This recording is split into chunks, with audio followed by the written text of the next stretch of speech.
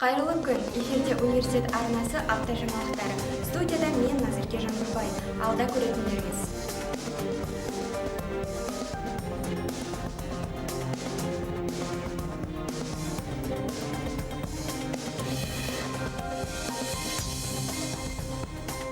Апта жаңалықтарын жағымды жаңалықтармен бастасақ, осы аптада университет ректоры Саламат Нұрмұханұлы қазақ тілі мен әдебиеті кафедрасының аға оқытушысы Балтоғаева Жайлы Елеп қызы мен Қырықбаева Жанат Молдағали қызын мерейлі жастарымен құттықтап, университет ұжымы атынан арнайы құттықтау табыс етті.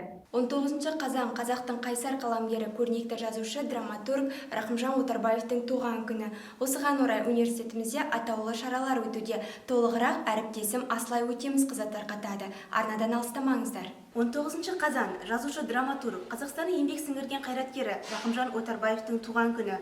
Осы орайда университет ректоры Идерисов Саламат Нұрмұханұлының бастамасымен көптілді білім беру факультетінің қазақ тілі мен әдебиеті кафедрасының ұйымдастыруымен Рахымжан Отарбаевтың шығармашылығына арналған көркем шындықтың мұнарасы атты әдеби шығармашылық кеш өтті. Университетімізде арнайы цифрлық құрылғы іске қосылды. Бұл цифрлық құрылғы университетті дамыту бағдарламасына сәйкес санитарлық-эпидемиологиялық талаптарды қатаң сақтау мақсатында оқу ғимаратына кіре жерде орналасқан. Университетке кірушілер бетперде таққан күйінде дене қызуын өлшеткеннен кейін кіре алады. Тағы бір ерекшелігі, осы цифрлық құрылғы арқылы келушілердің кірген және шыққан уақытын білуге болады. Оқу ордасының осындай арнайы құралмен жабдықталуы қызметкерлер, студенттер мен келушілердің денсаулығының маңызды екендігін көрсетеді. 19 қазан күні жастар саясаты департаментінің ұйымдастыруымен кәсіби оратор атты шеберлік сағаты өтті.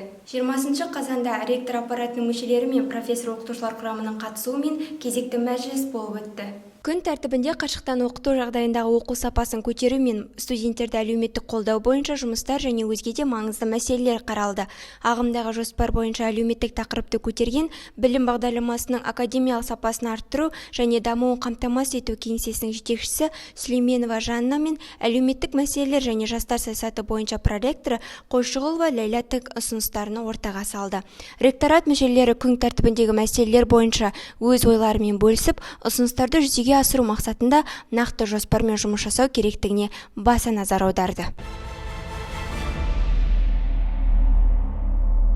20 қазанда жастар саясаты департаментінің ұйымдастыруымен салауатты өмір салтын қалыптастыру орталығының үйлестірушісі Сания Төлегенқызы жастардың денсаулығына фастфуд тағамдарының кері әсері тақырыбында онлайн семинар өткізді.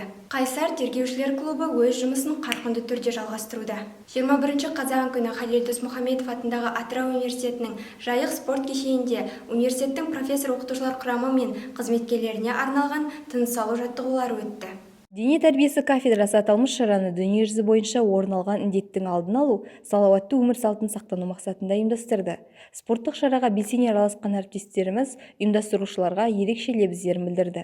Денсаулық зор байлық демекші, салауатты өмір салтын ұстанып спортпен айналысу денсаулықты нығайтудың сенімді кепілі. 21 қазан күні гуманитарлық ғылымдар және өнер факультетінің кеңейтілген мәжілісі өтті.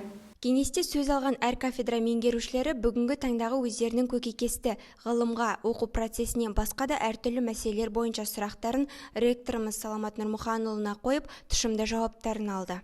Ғылыми кеңестің кезекті мәжілісі өтті. 22 қазанда ғылыми кеңестің кеңейтілген онлайн отырысы өтті. Жоспарлы отырысы модераторы университет ректоры Саламат Нұрмұханұлы ұлттық сенім кеңесінің отырысында айтылған мәселелер бойынша тоқталып, хабарлама жасады. Кеңесте әлеуметтік мәселелер және жастар саясаты жөніндегі проректор Ләйлә Ерболатқызы 2020-2021 оқу жылына қабылдау науқанының қорытындысы және университеттің маркетингтік саясатын іске асыру туралы баяндама жасады. Ал ғылым және халықаралық байланыстар жөніндегі проректор Дидар Ғалымұлы университеттің ғылыми инновациялық қызметін дамыту бойынша стратегиялық міндеттер туралы кеңес мүшелеріне ақпарат берді. Татарстанның тарих институты мен халықаралық конференция болып өтті. 22 қазанда гуманитарлық ғылымдар және өнер факультеті, журналистика, музыка және өнер кафедраларының ұйымдастыруымен Қазақстан Республикасының еңбек сіңірген қайраткері Айгүл Қосанованың Батыс Қазақстан әншілік мектебі тақырыбындағы онлайн семинары өтті. Толығырақ келесі бейнесюжеттен тамашалай аласыздар. Арнадан алыстамаңыздар.